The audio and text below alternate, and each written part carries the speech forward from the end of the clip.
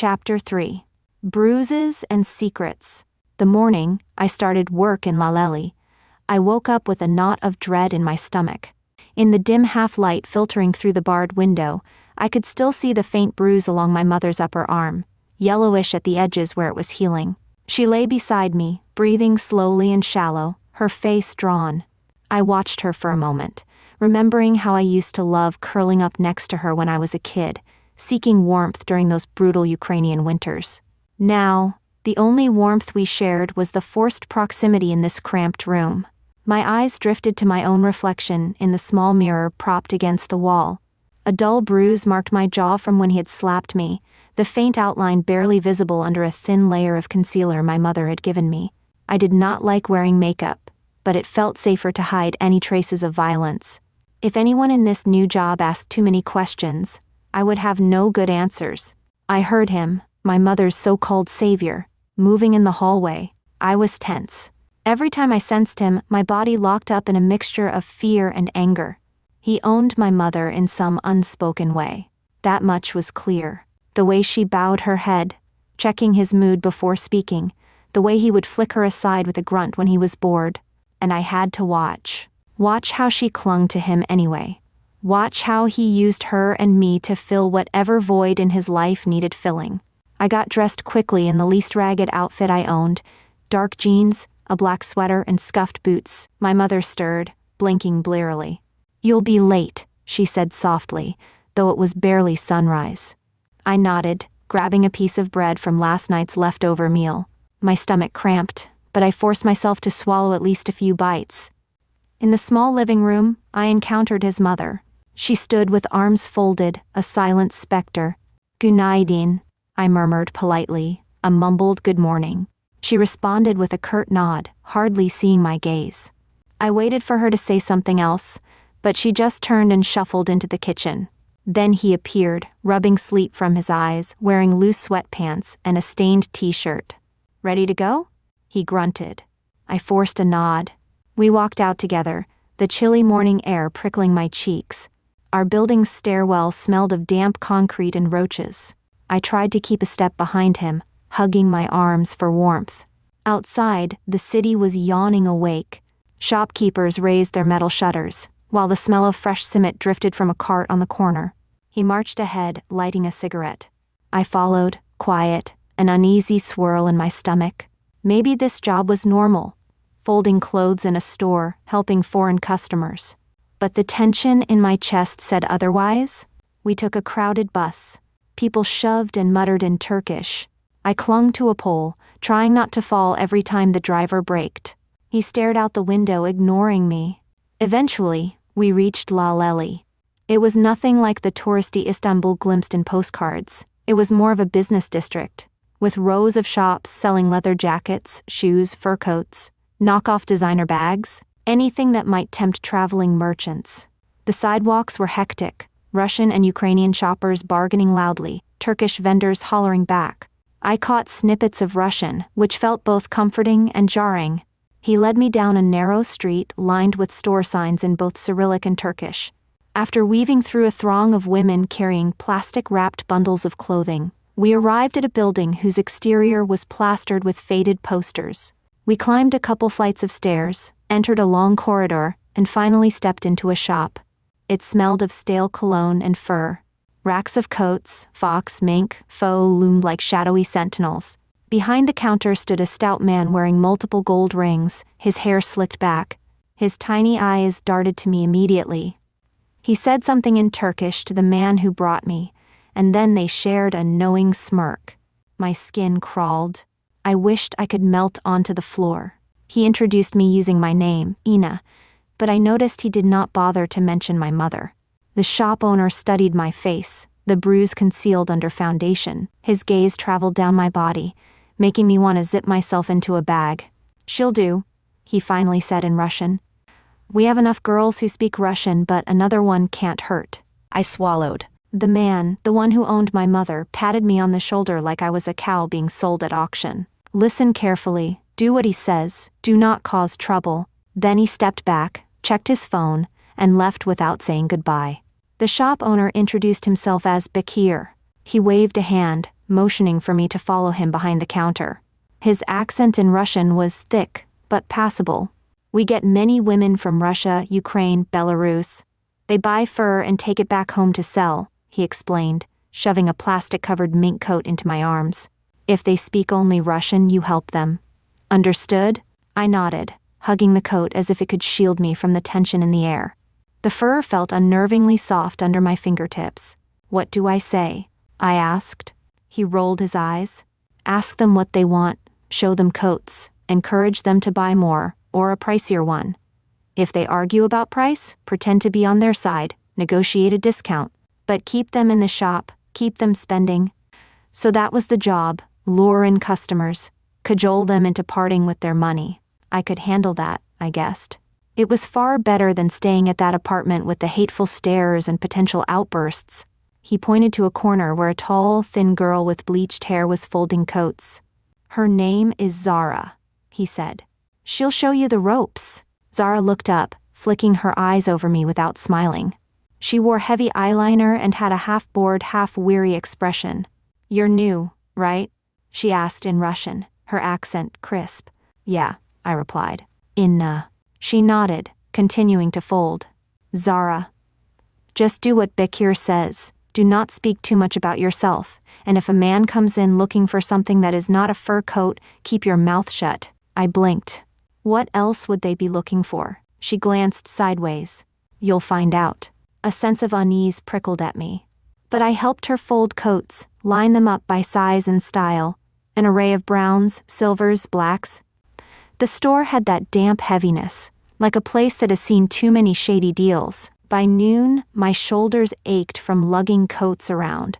We had a steady stream of customers, mostly Russian women with hard eyes and fast tongues, bargaining for the best deals. I recognized their hunger. They were here to hustle, to buy cheap and sell high back home. Some spoke a smattering of Turkish, others expected me to interpret. I saw myself in their reflection sometimes. A girl in a black sweater, hair pinned up, a forced smile on her lips. I kept worrying my bruises would show if I moved the wrong way. I fiddled with my sleeves, pulling them down. Once or twice, Bekir hovered near me, checking if I was doing well. Good. You speak politely. That helps, he commented. Then he told me to smile more. Like you enjoy being here. Between customers, Zara lit a cigarette by the back door, exhaling smoke into the musty air. I sat on a stool, counting out receipts. She eyed me. So, how'd you end up in Istanbul? I hesitated. My mother's boyfriend had said not to reveal too much, but I was starving for a confidant. My mother married a Turkish man, I lied. We came for a better life, Zara snorted. Yeah, that old story. Let me guess, it is not so great, right? I shrugged, feeling a lump in my throat. It's complicated. She offered me a drag of her cigarette. I shook my head. Suit yourself, she said, blowing a smoke ring. Just know one thing, this shop isn't about just selling coats. My chest tightened. Then what? Her eyes darted to the door leading to a small back room with a battered chair and a folding table. Sometimes men come in. They say they want to buy a fur coat for their wife or girlfriend, but that is not always why they are here. Bekir manages deals. A chill coursed through me. Deals? She lowered her voice. Girls. They see a pretty face working here, and if she is willing to earn extra, well. She trailed off, flicking ash onto the floor. Bekir collects a fee. Everyone is happy, or pretends to be. My stomach was lurched. This was the underside I had suspected. Could that be my fate? I recalled the man who owned my mother, how his eyes gleamed with greed whenever money was mentioned. Zara must have seen my horrified expression. She shrugged. Do not look so shocked. This city's built on secrets. Men will pay anything for a slice of fantasy, and girls with no other options become that fantasy. That afternoon, a middle-aged man wandered in. He had an unsettling gaze and a heavy gold watch. He hovered near me, asked me in Russian how much certain coats cost, but his eyes kept drifting to my face. I tried to maintain my composure, pointing out the racks. He eventually left without buying. I found myself trembling with relief. Bekir noticed my unease. After the man left, he tossed me a sly grin. He might come back tomorrow. was all he said. Zara squeezed my arm, gently. Just stay calm, Ina. We are just staff, right? But her tone dripped sarcasm, like we both knew staff was only one rung in a bigger structure. As the day wore on, I felt bruises forming inside me. Spiritual bruises, if that makes sense. I was drifting into a murky world where what was for sale was not just fur coats, and I had no idea how to escape. When I returned that evening, the entire family was sitting in the living room watching TV. The air reeked of stale cabbage and cigarette smoke. My mother perked up. How was work? I mustered a smile. It was okay. I sold some coats. She beamed, clapping her hands in relief. See, I told you it would be fine. He is taking care of us. She tilted her head toward her boyfriend, my reluctant host. He shot me a cold glance. I wanted to shake her and say, "Don't you see the trap we're in?" But I swallowed the words. Instead, I said I was tired and disappeared into our shared room.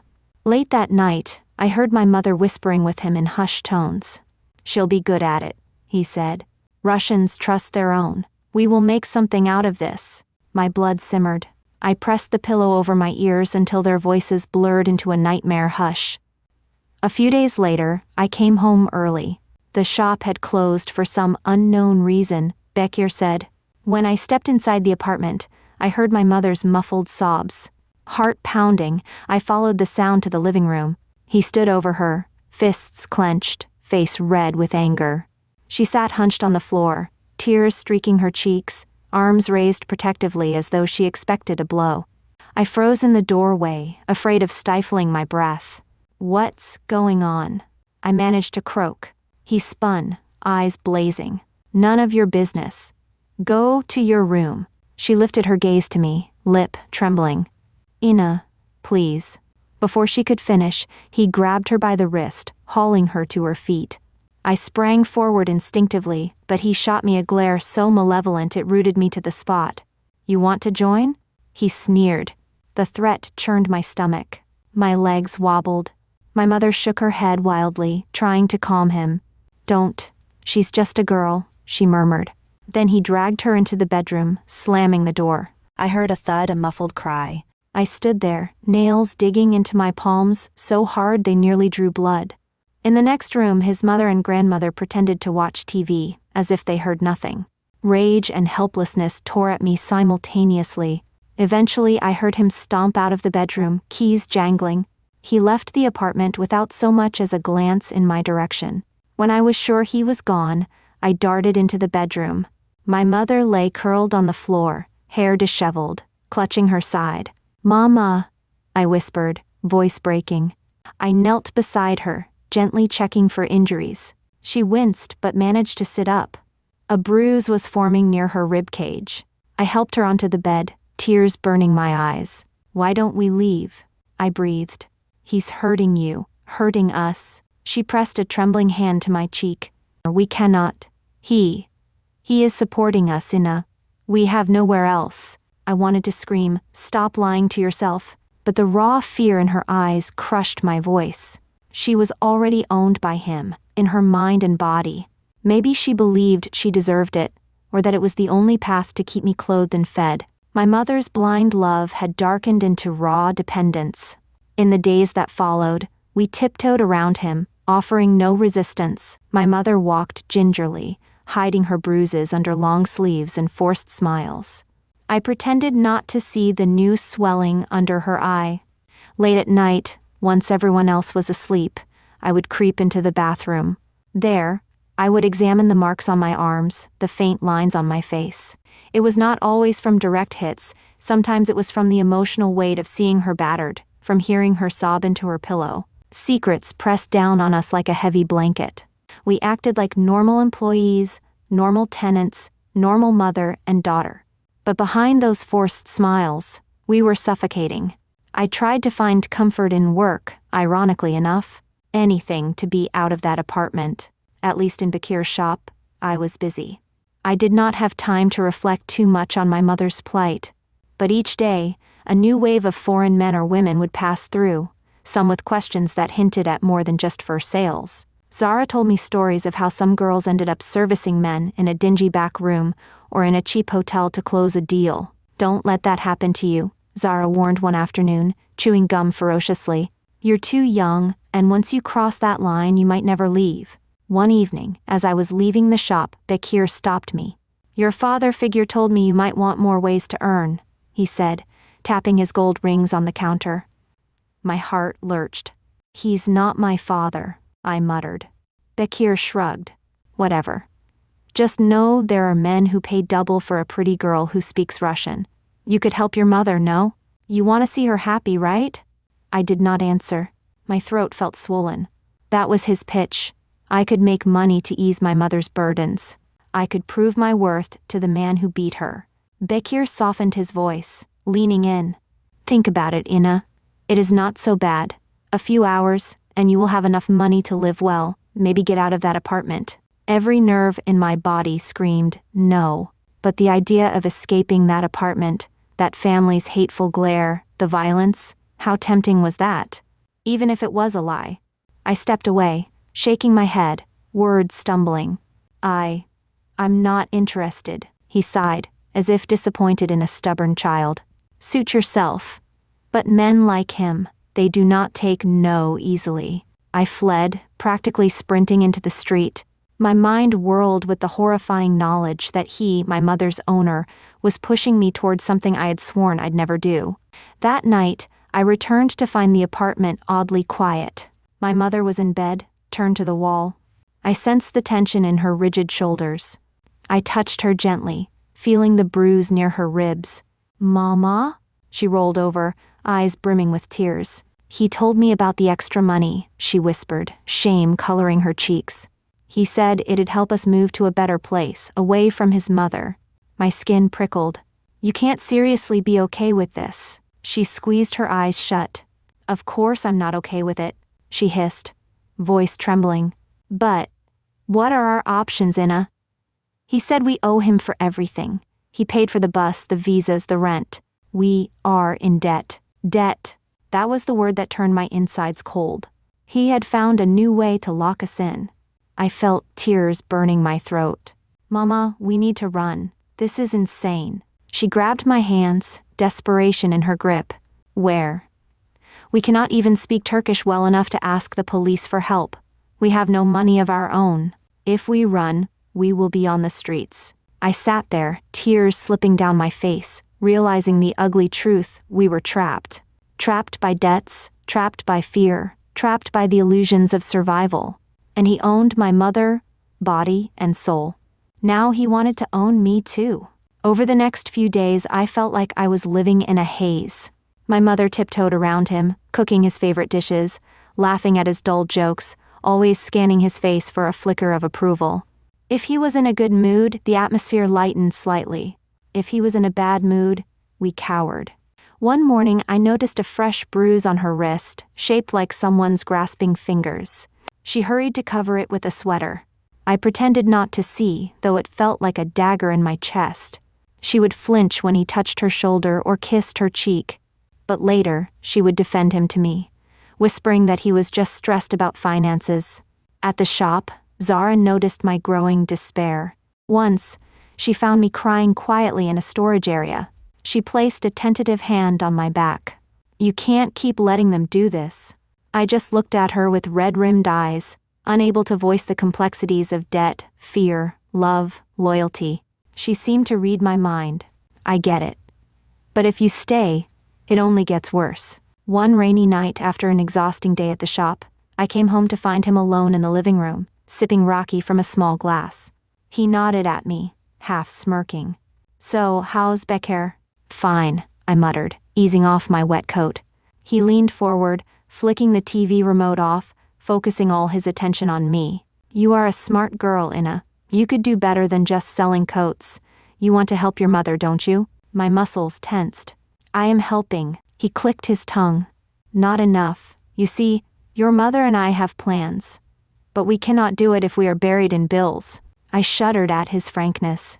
He did not even pretend to hide his intentions anymore. I'm not sleeping with strangers, I spat, surprising myself with my boldness. His eyes flashed with a dangerous glint. Then he chuckled, swirling the Rocky. "We will see. I will not force you." A lie. He was already forcing me, just in a quieter way. His words dripped with threat and the promise of violence. That night, I locked myself in the bathroom for a long while, letting the shower run to drown out my trembling sobs. My reflection in the cracked mirror looked defeated. Even my hair, once thick, was losing its shine. I touched the faint bruise on my jawline, a constant reminder of how easily he could hurt me and how easily he could hurt my mother. In bed, I listened to my mother's breathing. She seemed asleep, but then she spoke without opening her eyes. "I'll do whatever he wants if it means protecting you," she whispered. The final heartbreak, she believed letting him hurt her, or letting me be sold to these men, was somehow an act of protection. The logic twisted my insides. I wanted to rage at her, but I just turned away, tears tracing the curve of my nose. We carried on like that, bruises hidden under clothes, secrets locked in our chests. At the shop, I served customers, including men who obviously eyed me up like a potential purchase. I avoided direct conversation with them, fearful that if I seemed too friendly, Bekir would interpret it as willingness. Zara hovered protectively sometimes, steering me away from the creeps, but cracks were showing. My mother grew more gaunt, her cheeks hollow. The man drank more, occasionally dragging her into fights she never won. When they ended, she would slink into our room, breath shaking, arms bruised, refusing to discuss it. One night, sitting by the flickering light of a single lamp, I made a silent vow. I will not let him sell me, no matter what. If it meant running, if it meant sleeping on the street, I would do it eventually. But I could not abandon my mother. That was the twisted puzzle. We were a pair. If I ran off, I would leave her behind, and he might kill her in rage. So, I kept my vow buried in my heart, a seed of defiance. Each bruise, each secret I swallowed, only made that seed sprout more. I had become stone. If I had to, I would endure. I might have hated my mother's blindness, but I loved her too much to leave her to his violence. Still, I wondered how long I could endure. Because each day, the city pressed down harder. Each new bruise, emotional or physical, robbed me of breath. And each secret threatened to tear me apart from the inside.